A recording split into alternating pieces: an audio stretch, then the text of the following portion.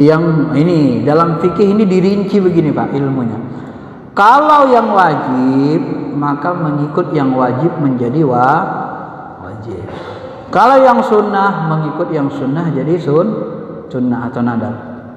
Nah menurut mazhab Syafi'i baca kunut itu wajib atau sunnah? Nadab. Nadab sunnah. Apa arti nadab sunnah? Dikerjakan pahala, ditinggalkan tidak dosa. Jadi batal nggak kalau dia tidak ikut kunut? Nggak batal. Oh bukan wajib. Tapi kalau dia nggak ikut ruku imam, batal nggak salatnya? Batal. Ah, rincian gitu. Jadi sebenarnya di masalah kunut itu nggak ada masalah. Kalau dalam ilmu mazhab itu sudah selesai. Terserah mau pakai mana aja gitu. Cuman kalau nanti digesek-gesek lagi orang awam, dipermasalahkan lagi, jadi ribut lagi kan. Kalau di imam mazhab fikih 4 udah selesai, nggak ada masalah.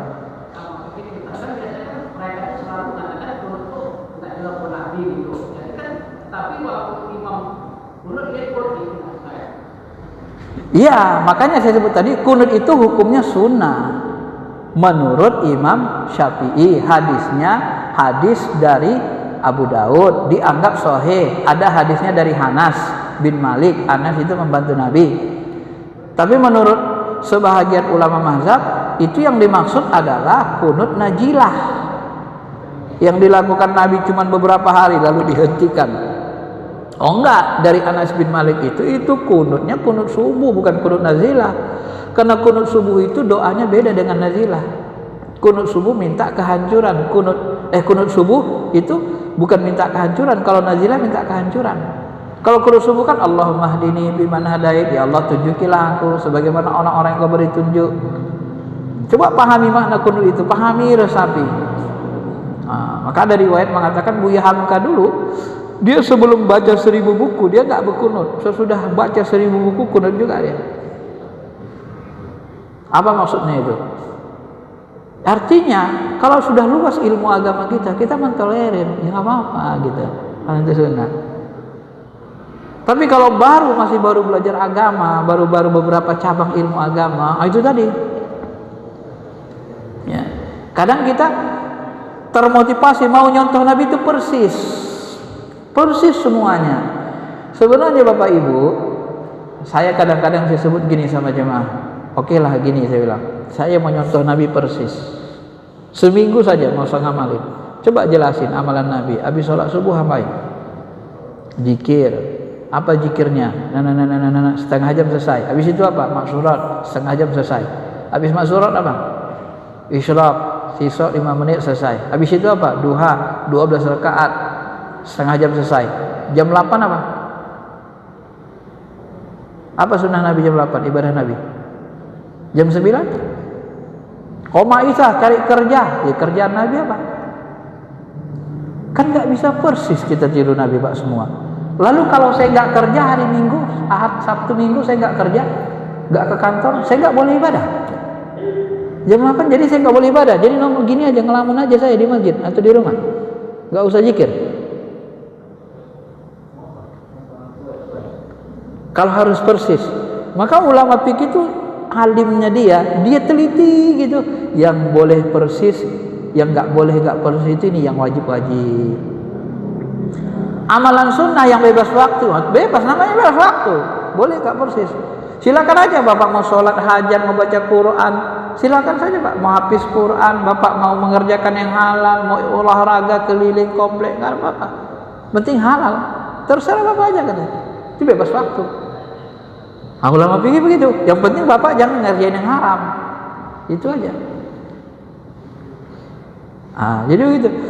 Cuma Salafi kan dia pinginnya ibadahnya persis, akidahnya persis. Kalau kita cari yang persis-persis, itu sulit. Sulitnya apa? Karena sahabat sendiri nanti beda. Ala qadri khatibun nas ala qadri uqulib. Ali, sampaikanlah kepada manusia agama ini sesuai kadar akalnya. Maka ilmu sahabat kan beda. Mohon maaf, ilmu sahabat yang Arab Badui dengan sahabat yang Arab Quraisy saja, ya banyak beda kan?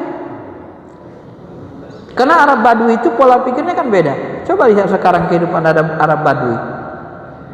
Mereka kan nggak mau bergaul, tetap di gunung-gunung sederhana. Coba lihat masyarakat kotanya, beda kan? Nah, jadi dari karakter pemahaman itu pun beda. Nah, maka kita kalau bahasa saya, kita cari pendapat ulama yang ahli ilmunya.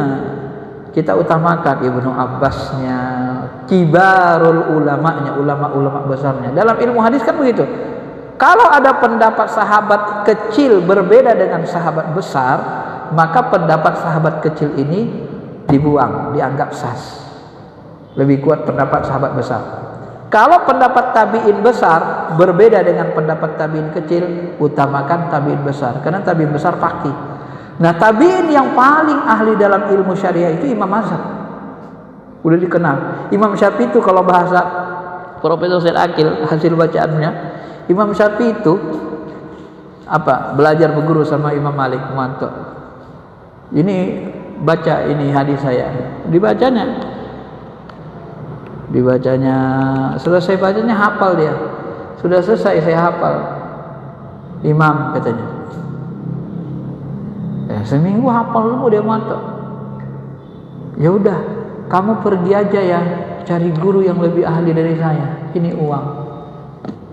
Coba disuruh cari guru yang lebih ahli dari Imam Malik, dikasih uang lagi. Karena rasa Imam Malik udah habis ilmu yang diajarkan sama Imam Syafi'i. Kadang lewat di jalan dia, tutupnya telinganya. Kenapa? Semua kata-kata orang langsung hafal dia.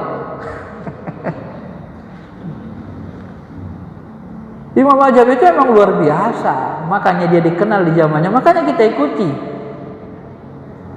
dalam fikih. Cuman dulu ada orang, apa Imam Mazhab itu gini-gini. Nah, akhirnya kan mereka paham sendiri, ternyata ulama mazhab itu yang luar biasa. Maka orang sekarang membahasakan we stand on the shoulder of big giant. Kita itu berdiri di atas bahu-bahu raksasa-raksasa zaman. Maksudnya apa?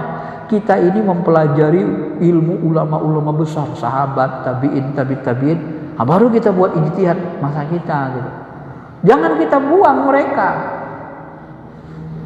Kalau kita buang mereka, kita seolah-olah langsung bertemu Nabi. Nah, ini yang menyebabkan kesesatan. Kalau bahasa orang aswaja, nggak berguru, pemahaman ayat hadis itu nggak digurukan, sesat.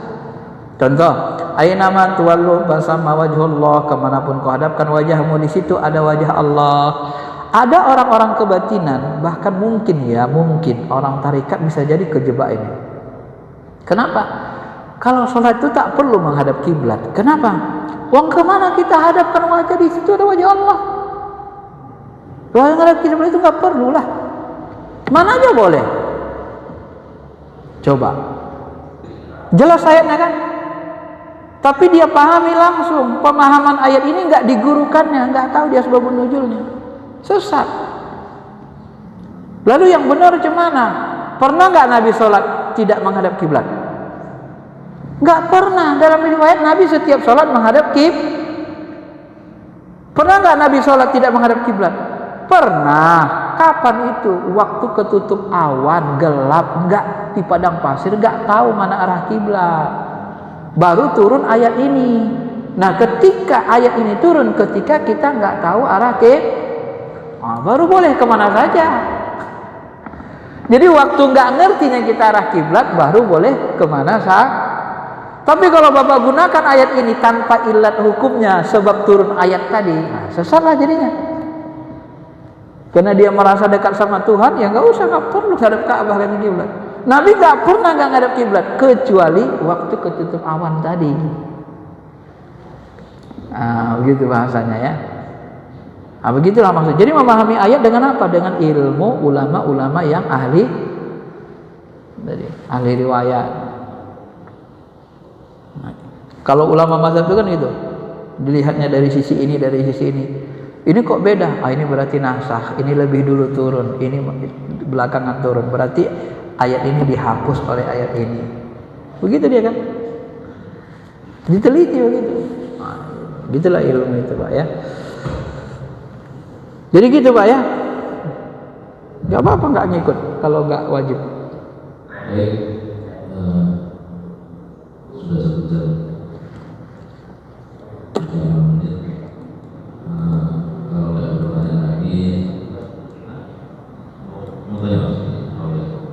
boleh. Sudah lama berangkat. Ya. Assalamualaikum warahmatullahi wabarakatuh. Waalaikumsalam. Saya tertarik dengan contoh Ustaz tadi yang contohnya sholat. Kalau apa betul-betul dengan tarikat tasawuf lebih gitu lah. Jadi bertanya sama orang tasawuf. Sementara yang saya tahu dalam tasawuf ini munculnya setelah 3 generasi katakan. Jadi yang saya sedihkan selama ini untuk mengapai ilmu itu tidak langsung dari Rasulullah. Itu yang mau saya tanyakan. Istilahnya dari pengembangan. Assalamualaikum warahmatullahi wabarakatuh. Waalaikumsalam. Kalau zikir-zikirnya sebahagian itu bisa jadi ya, kita pahami, kita lihat tidak diajarkan Rasul secara langsung kepada sahabat atau kepada umum. Saya pernah dulu waktu kecil punya buku tipis sekali, cuma waktu pindah entah kemana begitu, wasiat Rasul kepada Imam Ali. Di situ saya baca hadis-hadis Rasul. Salah satu hadisnya, ya Ali, ketika kau berzikir, angkatlah lidahmu ke langit-langit, ucapkanlah Allah, Allah, Allah. Jadi dalam ilmu hadis nanti ini disebut hadis lemah. Ada riwayatnya. Oh, sholat. Kalau sholat dengan orang tarikat, rukun-rukunnya tidak ada perbedaan.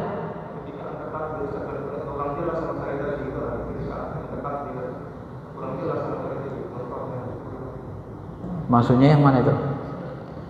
Sholat ketika ngangkat takbir beda sama Rasul. Yang mana?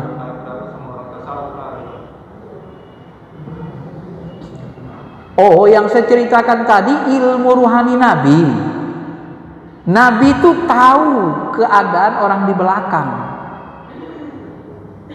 Sama pandangannya dengan ketika sahabat di depan. Kalau di depan kan saya lihat Bapak Ibu. Kalau Bapak Ibu misalnya gini-gini kan saya tahu. Kalau belakang nggak tahu kan. Tapi Nabi tahu.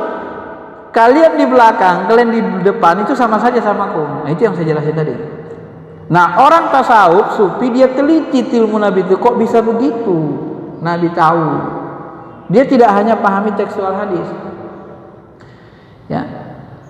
Itu yang saya jelasin tadi. Kalau yang tadi, kalau mau ditanya tentang angkat takbir, nah ini. Kalau angkat takbir. Kalau angkat takbir itu zaman Nabi itu tidak ada dengan sahabat diucapkan usolli. Kalau dalam fikih Syafi'i diucapkan usolli. Baik, kenapa muncul usolli ini? Lapas usolli. Sederhana. Innamal a'malu binniyat, sesungguhnya amal itu bergantung kepada niat. Berarti setiap ibadah harus pakai niat. Oke? Sepakat ulama? Sepakat. Bapak Ibu pun bisa paham. Baik. Bapak mau sholat subuh, apa niat Bapak? Bagaimana cara niatnya? Ini kita mau ngajarin Islam kepada luar Arab Saudi lah misalnya. Kita ke Syria, kita ke Lebanon, kita di Indonesia, ke Asia, Malaysia, Singapura. Nah, orang Islam mau nanya, gimana cara niatnya Ustaz? Niat sholat subuh. Bapak mau ngomong apa? Gini aja kayak Nabi, angkat tangan gini. Iya, apa yang dibaca dalam hati katanya? Apa bacaannya? Bingung kan? Ya kalau diajarkan persis sama Nabi, sebenarnya orang awam bingung. Ya gimana cara niat Nabi?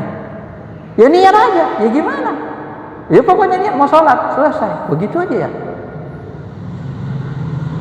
Jadi kalau lupa niat nanti gimana? Angkat takbir aja. Ah inilah yang dipahami ulama fikih. Ah udah gini aja supaya nggak salah paham. Niat itu kan wajib. Jadi kalau sholat kita diniatkan apa? Dipahami oleh ulama. Kalau sholat itu apa yang wajib? Usolli, ya Allah ku sholat. Subuh apa? Subuh apa yang wajib? Rakaatnya 2 wajib. Aku sholat subuh 2 rakaat. Disebutkan 2 rakaat wajib. Terus apa lagi yang membedakan nanti dalam sholat? Kalau berimam kan beda sama sendiri. Ya udah makmuman lah disebut. Yang wajib dalam salat apa lagi? Menghadap kiblat. Ada yang nambahkan mustaqbilal kiblah. Adaan makmuman. Salatnya apa? Qada atau tunai? Tunai orang sama imam, berarti adaan, bukan qadaan. Usolli fardhu subuhi raka'ataini. Aku salat subuh 2 rakaat adaan, tunai, makmuman, jadi imam. Mustaqbilal kiblah, menghadap kiblat. Ada yang enggak nyebut enggak apa-apa. Ya. Berimam 2 rakaat karena Allah Ta'ala. Jadi yang dimasukkan di situ yang wajib-wajibnya Pak tadi. Menghadap kiblat, yang membeda-bedakannya. Kenapa disebut salat zuhur? Karena salat zuhur beda dengan asar, makanya disebut zuhurnya. Kalau asal salat saja, lu salat apa? Ya aku salat, Allahu Akbar. Salat apa? Harus tahu dibedain. Rakaat yang disebut 2 rakaat, ya karena 2 rakaat, subuh 2 rakaat. Ya kalau ada rakaat 4 rakaat bukan subuh. Nah, itu diteliti sama ulama. Kalau gitu supaya orang awam mudah, udah dibuat lapasnya. Usolli pada subuhi raka'ataini adaan ma'uman lillahi ta'ala. Dah. Aku salat subuh 2 rakaat mengikut imam karena Allah Ta'ala. Simple, sederhana. Nah, itulah diomongkan di hati. Allahu Akbar. Kalau Imam Syafi'i mengatakan apa? Dipahami lagi ulama. Kalau bisikan suara hati itu malaikat nggak bisa dengar, nggak bisa dicatat. Jadi gimana? Lapaskan aja. Ya, jadi bedalah. Melapaskannya di luar sholat, jangan di dalam sholat. Sebelum kita angkat takbir dilapaskan. Kenapa melapaskan takbir itu? Membantu tegaknya niat, tegaknya rukun. Usolli fardhu subuhi raka'ataini adaan makmuman lillahi ta'ala. Di luar salat? Di luar kan? Allahu Akbar. Allahu Akbar, dalam hati kita ngomong, ya Allah, salat 2 rakaat karena ya Allah. Jadi niat tadi, lapas niat tadi di mana? Di luar salat. Merusak salat enggak? Enggak. Dia maksudnya menegakkan niat, menguatkan hati. Jadi agama itu diajarkan supaya mudah dipahami. Sebenarnya gitu. Cuman kan Salafi nggak mau, nggak dicontohkan Rasul. Nah, ketika kita dialog tadi seperti tadi, mereka juga bingung kan, bagaimana cara niat? Orang awam pasti bertanya, Pak. Di luar Mekah, Madinah, yang nggak bersama Nabi pasti nanya, caranya gimana Ustadz katanya? Nah, makanya akhirnya ulama buat lapasnya, udah gini aja. Lapasnya sederhana, biar jangan susah. Udah, itu aja diomongkan di hati. Kenapa dilapaskan? Supaya waktu tadi ke masjid, pikiran kita kan bercabang-cabang. Niatnya tadi, belum tentu loh orang ke masjid niat sholat, belum tentu. Ada yang mau ngambil sandal, benar? Benar. Ada yang niatnya ke masjid mau ngapain? Jumpa calon mertua. Ada yang mau ngapain? Mau bicara bisnis. Habis kajian nanti mau ngobrol. Makanya sebelum sholat tadi semua niat-niat yang rusak perbaharui. Usolli fardhu subuhi. Begitu kita ucapkan itu, semua niat tadi hancur. Disitulah niat itu. Allahu Akbar. Namanya memperbaharui niat. Banyak kan hikmahnya? Banyak, tapi kita teliti. Nah, dalam fikih kan begitu. Makanya fikih itu pemahaman mendalam. Kalau nggak setuju ya nggak apa-apa, contoh kayak Nabi aja silakan, nggak apa-apa. Imam Mazhab kan nggak mempermasalahkan. Lapas niat kan bukan wajib, bukan rukun di luar sholat. Silakan aja. Kalau anda bisa, Allahu Akbar, mau langsung aja Allahu Akbar, nggak apa-apa. Nabi kan begitu langsung aja, nggak lama-lama. Allahu Akbar. Kadang orang tarikat tuh lama dia. Allahu Akbar, lama, agak lama sedikit Bapak Ibu. Kenapa agak lama? Allahu Akbar. Kalau Salafi kan begitu masuk Allahu Akbar. Kenapa agak lama? Karena kalau orang tarikat dia hadir hati dulu, udah bener hadir hatinya Allahu Akbar. Karena niat itu dirukun. Kalau Salafi, bapak mau ingat kambing, mau ingat kopi, mau ingat rumah, pokoknya sudah digas di depan Allahu Akbar. Walaupun ingatannya kemana terserah. Kenapa? Karena mereka ilmunya jahir, dilihat yang jahir-jahir, batinnya nggak diperiksa. Mau khusyuk waktu takbir terserah, khusyuk nggak penting. Yang penting sunnah jahir Nabi persis. Kan gitu kan? Coba tanya orang tuh, ketika mereka gitu, khusyuk nggak sholatnya? Kebanyakan nggak khusyuk. Nah, sebenarnya berawal dari situ tadi, pemahaman-pemahaman itu ya. Ya Bapak Ibu silakan saja. Karena saya diberi tugas belajar ngajar tasawuf, ya jadi sisi tasawufnya saya ajarkan. Tasawufnya begini, syariatnya begini. Bapak Ibu yang mengamalkannya, terserah yang mana saja. Yang penting sesuai sunnah, sesuai dengan Nabi, nggak ada rukun yang rusak, nggak ada yang rusak. Sholat itu kan kalau rukun jahirnya sempurna, khusyuknya sempurna, sempurnalah dia. Kalau bisa dengan gitu sempurna rukun jahir, rukun batin kita, sempurna dia. Kalau tak bisa, ya macam mana lagi? Orang tasawuf biasanya tak bisa dia langsung gini aja. Apalagi dia dari rumah masih banyak pikiran kan? Berhentikannya dulu. Nah, kalau ada guru saya Habib Rais itu benar-benar dulu hadir hati dia. Nah, sampai nanti ada macam-macam yang sebenarnya nggak boleh, nggak bisa juga saya ajarkan karena ilmu rahasia. Ada yang sampai begitu, muncul dulu sesuatu, dia pandangan batinnya, baru dia Allah. Kalau nggak muncul dalam pandangan rohaninya, nggak mau takbir dia. Ada yang sampai begitu. Nah, itu orang tasawuf, tapi tidak untuk diajarkan ke umum ya. Baik,